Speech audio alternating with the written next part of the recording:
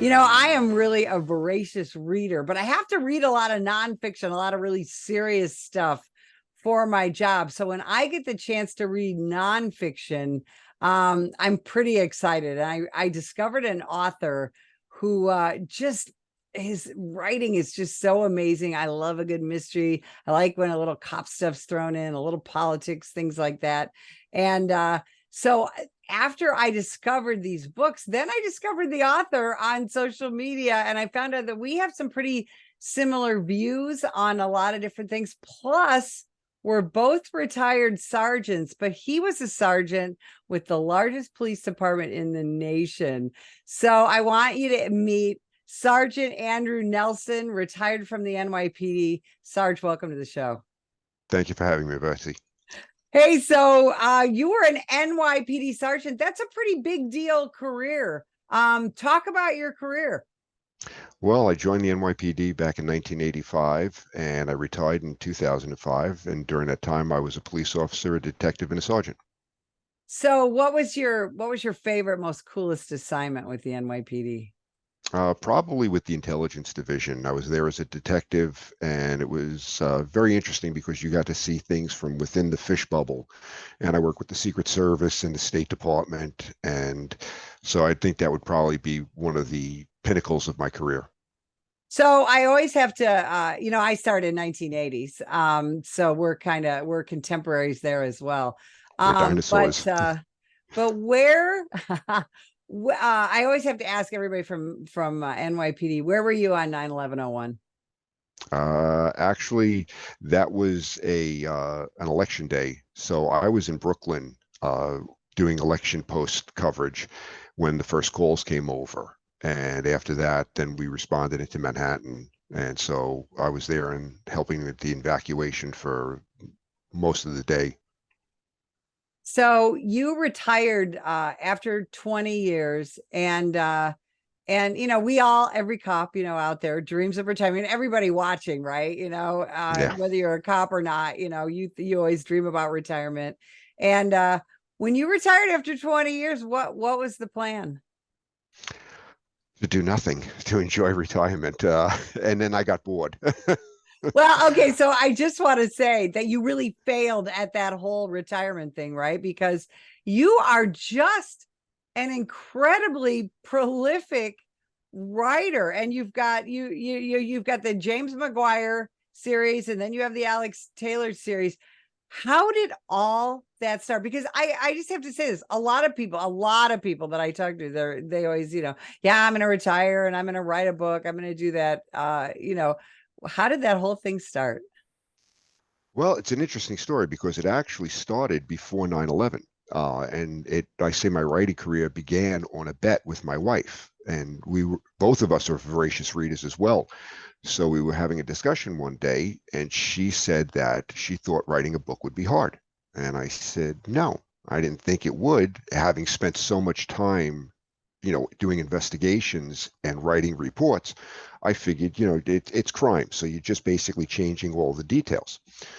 So she dared me to write her a chapter, which I did. And she loved it, wanted me to do more. And then 9/11 occurred and everything kind of took a back seat. From 9/11 until I retired, we were pretty much going all the time. So after I retired, took a job actually with the sheriff's department, local sheriff's department here in Illinois, and did that for 2 years. Realized I ruined a pretty good retirement. And so I was home. And she basically said, I started getting bored. She said, well, why don't you finish the book? I was like, nah. She says, it's really good. I said, I don't remember it. And she says, I do. So that started the process. She gave me the details that she had remembered. And I sat down and I started writing. And I realized that it was enjoyable. I actually enjoyed the entire process of it, of crafting that story. And so it took me about a year to finish the first book. And right after that, I realized I did enjoy it, and I jumped immediately into the second book. And to date, I have 15 books, 12 of which are fiction, 3 of which are nonfiction, and I'm currently working on another book at this moment. So how did you develop James McGuire? Where did he come from? And tell people who he is. James McGuire is the main character in my series. He's a retired or former Navy SEAL, and at the time of the first book, he's a retired detective with the NYPD. And I had the entire premise of the book when I sat down to write it, and I knew he was going to be retired at the time. And my first thought was just I was going to write one book. And after that, I realized, nah, I enjoy this. So I had to craft an entire story for him moving forward. And it's a unique situation. And yes, I do take certain liberties with it in terms of the career advancement that he goes through, but it is fiction. And one of the things that I try to do is present law enforcement because I grew up, reading Joseph Wambaugh. And that was a big influence on me in the early years. And I wanted to have a contemporary influence maybe on this generation of police that see the struggles that we have in law enforcement being portrayed and revealed to readers that maybe they never thought about before. And I actually did have one review where they said I was too pro police. And I'm thinking, well, you know what? That's kind of like a negative review I'll accept. I'll enjoy that one. I love that because that's one of the things that a lot of times when you read, police related mysteries, the cop, either he turns out to be a bad guy or he's a drunk or he commits crimes or whatever. There's all kinds of bad stuff. And you decided to really portray law enforcement again, not just in a positive light, but really in a pretty realistic light. And what was your process in developing not just James McGuire, but some of your other law enforcement characters? Well, coming from that background, you do realize every profession is going to have people in it that shouldn't be in it. But the vast majority of the profession does their job diligently, and the job does change you. And one of the things that I don't like, and it's one of the reasons why my wife won't watch any law enforcement related show with me, is I pick it apart. And yeah, exactly. And I wanted to bring the reader into a world like the NYPD that they will never witness. But I also wanted cops to be able to pick up the book and go, okay, yeah, that's accurate. That's the way it happens. And so I had the character of James McGuire. I knew who he was. I had already created that mental image in my mind. And most of the characters in the books are composites. They draw a little bit from my career, people that I've met. One of the interesting characters is Rich Stargold, and he is a composite of the people from the Secret Service that I had worked with. And then when I created the character of Alex Taylor, I knew she needed to be different. And so where I have James McGuire, who I consider to be the quiet professional, Alex Taylor is his alter ego. It's kind of like that good cop, bad cop scenario. Alex is going to get the job done. You may not like the way she gets it done, but she's effective and she knows what she's doing. So that was my goal in all of it, to just be able to reach out to those law enforcement readers, people that like fiction, that like mystery, and give them that, inside look of how the NYPD works. Now, when did you decide to bring Alex Taylor really onto the scene? That was one of those situations where I hadn't intended to do it. I knew I was in the process of writing Queen's Gambit, which was a sequel to Perfect Pawn. And I was in that process, and it was taking me a little bit longer because, like I said, I had one book in me, and when it came out, my wife was like, "You need to write a sequel."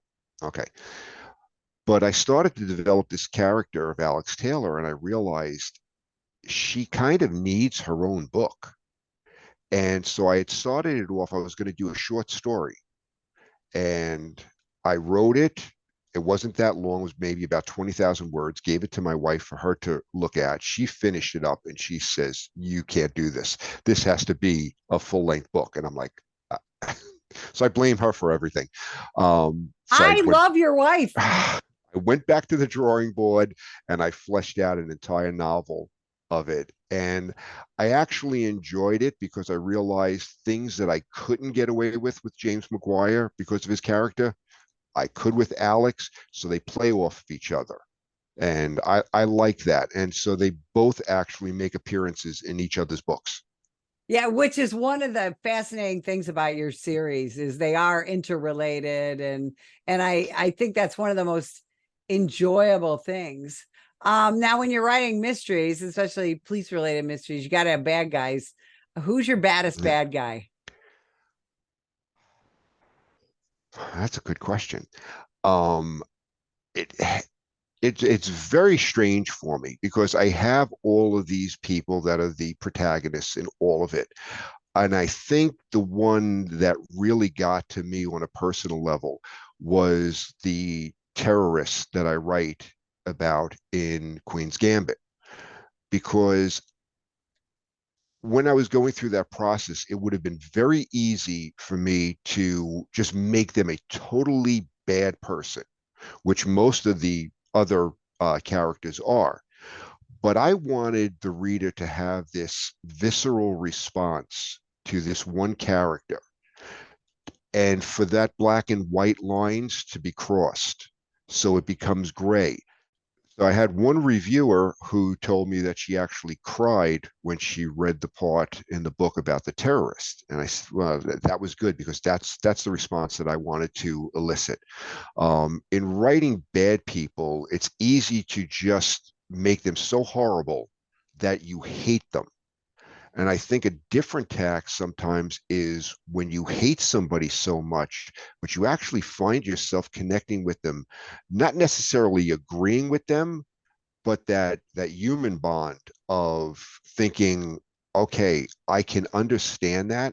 I don't agree with it, but I understand your reasoning. And I think that adds a different dimension to it because you want to hate them, but there's like, oh, I get it. And so that's the one that sticks out most to me. Well, and I think that's one of the things that's so powerful about your writing is a lot of mystery writers, they've interviewed cops and military personnel and stuff and done research for their book. You actually lived what you write about, right? Yeah, yeah. And So yeah. a lot of the things that you see in there, the common stuff of police work, one scene where you have a car stop and the two officers are interacting with each other. That's what goes through cops' minds. They have these, I mean, they're partners. So they're having this discussion and you see the humor, but then you see just how quickly things can devolve and how fast they devolve. And the old saying of, police work is 99% boredom, 1% sheer terror. You just never know when that 1% is going to kick in. And in this one passage, you see that 1% sheer terror kick in. Yeah, you're absolutely right. And one of the things I always want to ask fiction writers is how do you keep track of, especially you writing this series, the two series really, how do you keep track of the characters? Like, do you do storyboards? What is it that you do? Because your characters are very complex, your stories are very complex. How do you keep track of everybody? You have this whole fictional world. They are, but they live in my mind. So it makes it a little bit easier because I've been with them for this entire journey and I crafted it. Sometimes I have to go back. I will keep notes about certain characters, especially some of the minor ones where I'll just make notes about their background that I can easily revert back to. The current book that I'm working on is an origin story for James McGuire, and it goes back to his time when he was in the SEAL teams. And dealing with an assignment that goes bad down in Mexico. So I had to actually research a little bit more of him to flesh it out for the story. Now, do you, obviously these are books, so we don't see pictures of these characters, but you must have Alex and what she looks like in your head, and Hmm. James McGuire, what does he look like in your head, and all these other characters. You must have this whole running movie in your head. Is that how it works? That is basically how it works. I actually see the scene in my head and how it evolves, and then I write it. So as I'm going through the writing process, this is like a movie that's already played out in my head. And yes, Henry Cavill is James McGuire in my mind. So, and now that he's not in Superman anymore, he has time for this. Now, any movie or television talk on these characters and on your writings? Because there should be. It did. There should be. It did get to someone in Hollywood, and the unfortunate thing was that occurred right during or right before the whole George Floyd incident. And basically, the feedback I got was these are great. They would do phenomenal, except not a good time for the police. So Well, and that's a great transition into yeah. my next question is, how I mean, first and foremost, you spent 20 years with the NYPD. That's got to be a big part of your heart and soul. And Hmm. when you saw this now over 3 years of the vilification and the demonization of not just the American law enforcement officer, but your own police department, and the way that the NYPD has been politicized and abused. How does that feel? It's tough. It's almost indescribable because you you know in your heart what the truth is, and you're seeing people that are spewing these lies for a political agenda, and you want to grab them and say, do you understand, number one, the damage you're doing? Because like I said, I came on as you did back in the 80s, and crime was bad, but we by and large had the public support. They were happy to see us. Now you have this scenario where not only is crime bad, but you have this vilification of police. And what are you going to do the day those cops decide, you know what, it's not worth it? I can go into the public sector, I can go into the trades, I can become a fireman. I don't need this anymore. And if you think things are bad now, wait until you see that, because you can only lay the blame of everything at someone's feet for so long before they say, I'm just not going to do it anymore. So, like I said, the crime is the same. We experienced, going back to crack and everything else. So we understand that the levels of crime are there. It's just this abandonment by the public that is the likes we haven't seen of before. You actually lived through the original broken windows policing and Comstat and all that, and that's something that we're talking Hmm. about now. Is because everybody, and I get this question in the media all the time. Well, how do we fix this terrible crime problem in the United States? And I always say, we know exactly how to do it. Go back Yes. to New York, go back to broken windows policing, and look at how successful that was. We just have a couple of minutes, but explain to Sure. people why broken windows policing worked. Basically, broken windows works by addressing the minor issues that will eventually lead to more and more increasing levels of crime. So you may not like it, but if you address the issues of kids hanging out on the corner, those minor the quality of life violations, you get them off the street, there is no longer a breeding ground for that criminal element. And I've always said, as far as, Mayor Giuliani went, hated him as a boss, loved him as a mayor, because he understood that we're not here to cater to the minority. And I mean, in terms of, the groups of people that are always complaining about too much law enforcement, we're here to, make sure that the quality of life for the majority of people want to be able to live their lives in relative peace and safety. And so you address that. And I've always said, you go into these urban areas, the criminal element doesn't like you, but by and large, the people are happy you're there because they don't have to worry about being victims anymore. And we have to, in this country, we have to take a long, hard look at personal responsibility in terms of, it can't be just the police's fault all the time. We have to look at parents. We have to look at schools. We have to say, hey, we all have to do a job. And if you're not out there making sure your kid is towing the line, you're going to find him out in the streets doing whatever he wants. I got to tell you, that is so well said. Sarge, where can people find out more about you, about your books, and where can they reach you on social media? My website is andrewgnelson.org. My books are available through Amazon on Kindle and paperback. You can also get them at Barnes & Noble. And I'm also on Twitter at Andrew G. Nelson.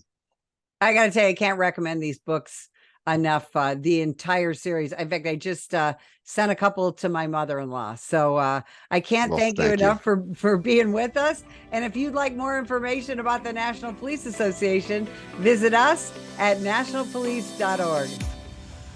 Ma'am, put the gun down! Put the gun down!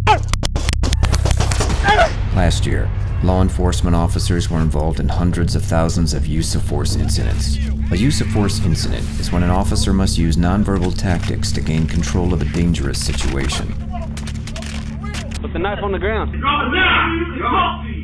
In many cases, officers have no choice but to use force when a suspect doesn't comply with a lawful order. Use of force is always ugly.